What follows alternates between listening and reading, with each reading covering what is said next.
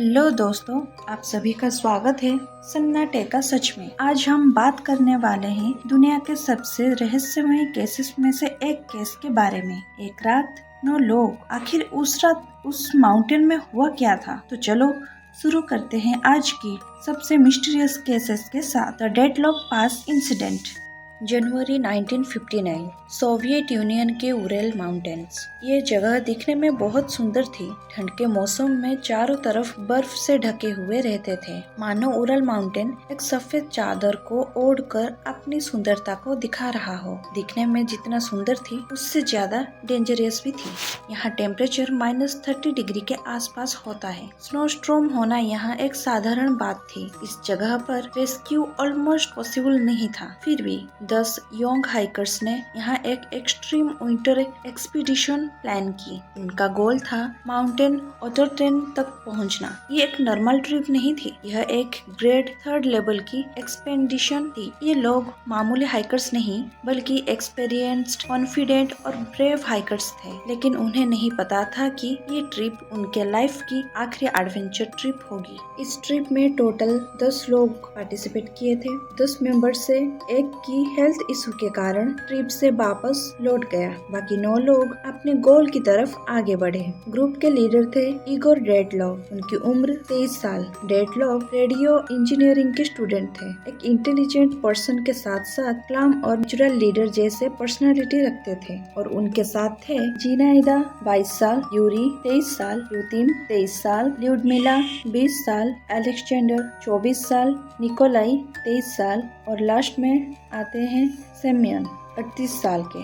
Simeon इस group में से सबसे एक्सपीरियंस मेंबर थे। ये सब लोग एजुकेटेड के साथ साथ सर्वाइवल ट्रेनर, ब्रेव और एक्सपीरियंस्ड थे। 1 फरवरी 1959, उन्होंने कोलत साख्याल नाम के माउंटेन पर टेंट लगाया। इसका मीनिंग होता है माउंटेन ऑफ द डेड। रात का समय था, हवा तेज थी, टेम्परेचर -30 डिग्री। अब साधारण लग रहा था, लेकिन उस रात कुछ तो ऐसा हुआ जिसके कारण आज ये एक अनसॉल्व्ड मिस्टीरियस केस में से आता है। फैमिली मेंबर्स को उनके बारे में कोई इन्फॉर्मेशन ना मिलने पर एक सर्च टीम को उरल माउंटेन्स में भेजा गया। 26 फरवरी को उनका टेंट मिला। जो उन्होंने देखा वह शॉकिंग था। टेंट को अंदर से नाइफ से काटा गया था। देखने पर लगा जैसे पैनिक से टेंट को काटा गया हो। यहाँ पर एक सवाल उठता है, अगर टेंट से बाहर निकलना ही था तो जीप को खोलकर निकल सकते थे, ना कि काट कर। टेंट के पास फुटप्रिंट्स देखने को मिला था, और वह भी ऑर्डरली पैटर्न में। फुटप्रिंट्स जंगल की तरफ जा रहे थे। कुछ मेंबर्स सिर्फ शख्स और कुछ मेंबर्स आधे कपड़ों में पाए गए। यहाँ पर सोचने वाली बात है कि -30 डिग्री में कोई इंसान अपना टेंट क्यों छोड़ेगा? सिर्फ तब जब टेंट के अंदर रहना ज़्यादा डेंजर लगे। तो क्या उन्होंने भी डेंजर को महसूस किया था? सर्च टीम को टेंट से 1.5 किलोमीटर दूर एक बड़ा सीडर पेड़ के पास 2 मेंबर्स की लाश मिली। उस पेड़ के पास अंगारे थी। क्लियरली वहां आग जलाने की कोशिश की गई है। पेड़ के डालियां को तोड़कर जलाया गया हो, शायद ठंड से बचने के लिए।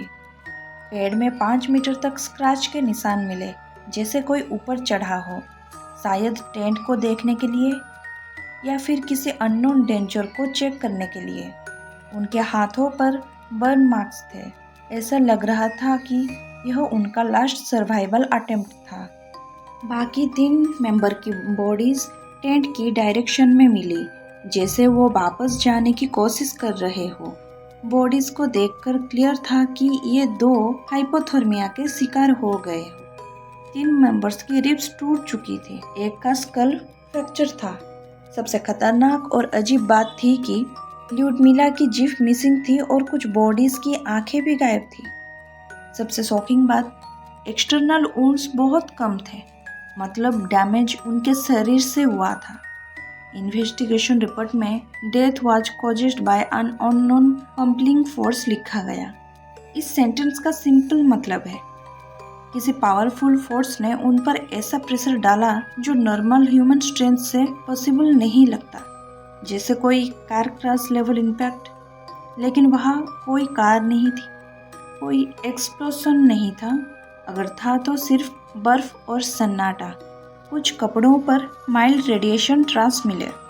उस समय सोवियत ईरा चल रहा था, तो मिलिट्री सीक्रेट्स कॉमन थे, इसलिए लोगों ने थ्योरी दी क्या ये सीक्रेट वेपन टेस्टिंग था। इस सवाल का जवाब अभी तक क्लियर नहीं दिया गया है। अगर हम संभावना थ्योरीज कहें तो 4 पॉइंट्स सामने आते हैं। पहला पॉइंट, एवलांच, मतलब पहाड़ पर जमी हुई बर्फ अचानक खिसक कर तेजी से नीचे गिरना। और पॉइंट 2 में आता है मिलिट्री एक्सपेरिमेंट। इसका सिंपल सा मीनिंग है आर्मी द्वारा किया गया कोई गुप्त या सीक्रेट एक्सपेरिमेंट। कुछ लोग का मानना है कि इस इलाके में सीक्रेट हथियार या मिसाइल टेस्ट हो रहा था। हो सकता है कि उसी प्रयोग का असर इन लोगों पर पड़ा हो, लेकिन इसका कोई प्रूफ नहीं है। अब आता है पॉइंट 3, इंफ्रासाउंड पैनिक इफेक्ट। बहुत कम फ्रीक्वेंसी की साउंड जो ह्यूमन सुन नहीं सकता, लेकिन उसका असर फील कर सकता है। तेज हवा जब पहाड़ों से टकराती है तो कभी कभी ऐसे साउंड्स पैदा होती है जो दिमाग में डर और घबराहट पैदा कर सकती है। इससे अचानक पैनिक हो सकता है और ह्यूमन बिना सोचे समझे भाग सकता है। और आखिरी पॉइंट आता है हाइपोथर्मिया। बहुत ज़्यादा ठंड के कारण माइंड काम करना बंद हो जाता है।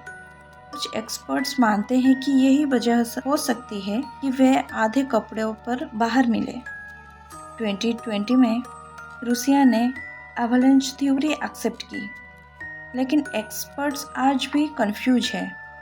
कुछ ऐसे ही पॉइंट्स हैं, जैसे कि टेंट दबा हुआ नहीं था, फुटप्रिंट्स क्लियर थे और इंजरीज अनयूजुअल थी। अब हम इस इंसिडेंट के कुछ अनसुलझे जवाबों के सवाल को डिस्कशन करेंगे। आखिर उन्होंने टेंट अंदर से क्यों कट किया? क्यों आधे कपड़ों में भागे? क्या उन्होंने कुछ ऐसा देखा जो उन्हें नहीं देखना चाहिए था? या नेचर के प्रेशर ही इतना पावरफुल था कि नो ट्रेंड लोग भी सरवाइव नहीं कर पाए?